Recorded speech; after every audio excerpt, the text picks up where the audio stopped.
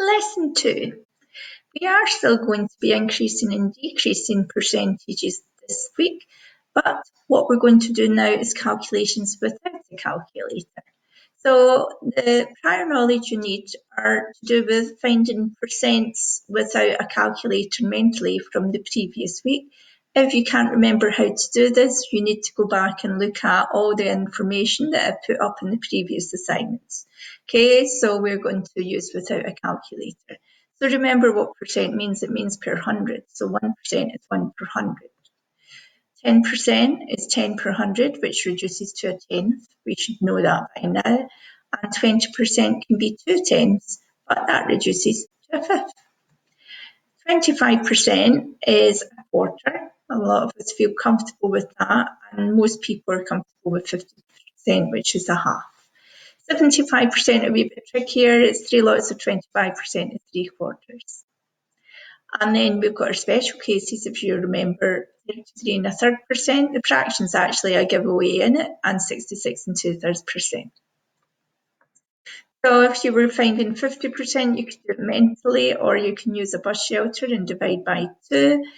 And we have done these calculations before, 25% divided by 4. Just remember when you're finding the 10%, which is a tenth, what actually happens is how many tenths are in 13? You can get 1 tenth out of it and a bit left over. What you actually do is dividing by 10 moves it in a position. Okay, so we get £1.30, and remember 2 decimals if it's money. If you wanted 20%, you could find 10% mentally and double your answer. The other way to find 20% is to find a fifth of it. I would suggest that you go down the 10% route unless it's a multiple of 5 and it's easier to divide by 5. Okay, so let's just do a few more. So 10% is 10, take zeros, and how many tens are in 66? If you have 20%, you can go straight to a fifth. What's a fifth of 40? It's 8. And then I'm going to do the exact same question.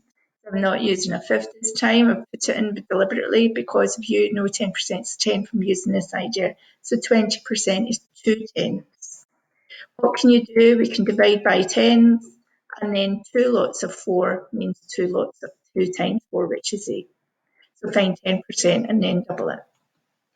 1% means 1 per 100, which is a little bit trickier. So that means you're going to divide by 100. How do we deal with that? Well, if we divide by 10 moves it in 1 position, dividing by 100 moves it in 2. You know that 80 divided by 100 can't give you a big number out because 80 is smaller than 100. It's 0 point something. How does that happen? You move it in 2 places and get 0.8.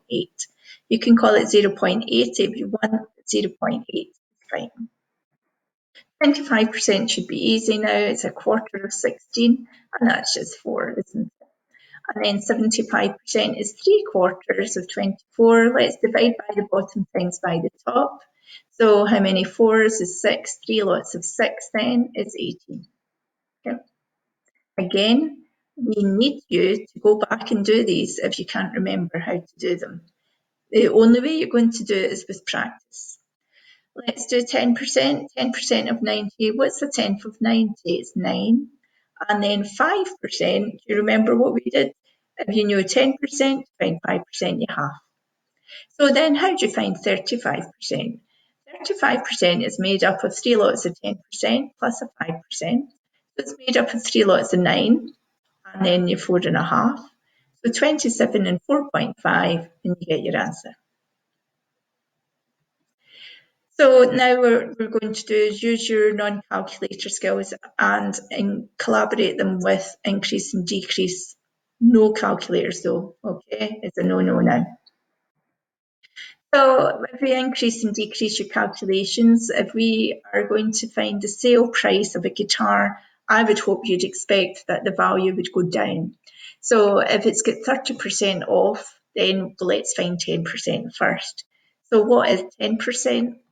10% of 250 pence is £25. So 30% would be 3 of them, which is £75. Let's go to the question now. So the discount is 30% of 250 is 75. That's all the working I'm doing. And then the sale price is the original less what your discount is. So it's 250, take your 75. You can do it mentally, because if you take 50 off of both, you're left with 200, take 25, and you get 175. If you want to do a chimney sum, by all means do it. Increase, decrease calculations. What if I bought a chair that was £280, but in Nestland Antique Store, they're having a sale and everything's got 20% discount. So what would the sale price be of the chair now? So let's find 10%. So if you want to find 20%, you can do a fifth if you want, but it's a harder calculation mentally if you know it's 2/10. Then if you found the 10%, which is 28, you just find two of them. I would not necessarily write this line. I'd go to two lots of £28, which is 56. And then after that, the sale price will be the 280, take off your discount of £56. And again, I don't need a calculator. What's £50 off of 80? 30. And then take 6 more off, and you've got 224. So the price of the antique chair on the sale is £224. Emma wants to upgrade her phone. Highland Tech are offering a 25% discount for an upgrade if you trade your old phone in. What would she have to pay if she had decided to take this offer? So what we're going to do is find out if she hands in her own phone, she'll get 25% off of £176. What is that?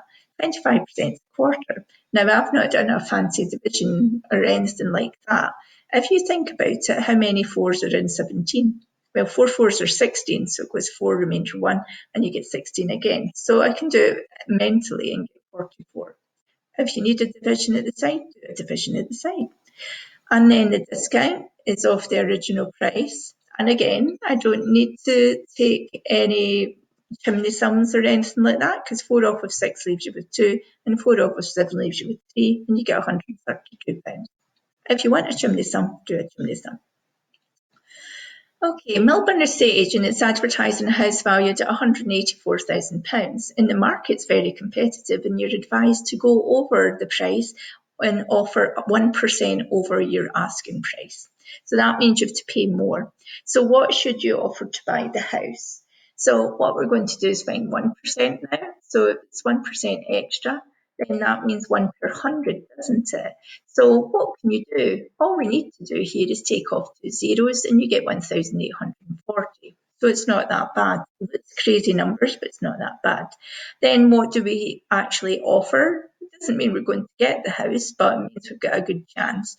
So your offer is the house value plus your percent increase. So it's 1,800, sorry, it's 184,000 plus 1,840. If you consider the digits, the first 3 there and the 3, then you don't even have to do a chimney sum. All you have to do is add the 1,000 to the 4,000 and you get 185,840. So that's the price of the house. Okay, last one. Amy works in Besco and earns £7.40 per hour. She is due a pay rise and thinks her hourly rate shall be £8 an hour. She receives a pay rise of 5%. Is she correct? Will she get £8 an hour? Justify your answer with calculations means you can't just say yes she does or no she doesn't. So what we're going to do is base it on 10%. What's 10% of £7.40? Remember that you can move in a place, so it's 74 pence. So if you know that 10% is 74 pence, what is 5%? 5% is half of 10%, so it's half of your 74 pence. You can do that mentally as well, half of 70 pence and half of 4 pence, and you get 37. Let's go back to our hourly rate. Our new rate will be our hourly rate plus 5% pay rise. So she'll get £7.40 plus 37, and she'll end up with £7.77. Okay? We've not answered the question. I actually said she's expecting to get £8 an hour, and she thinks it says they think she's going to get £8 an hour. Is she correct? Well, is she correct? No, she's not.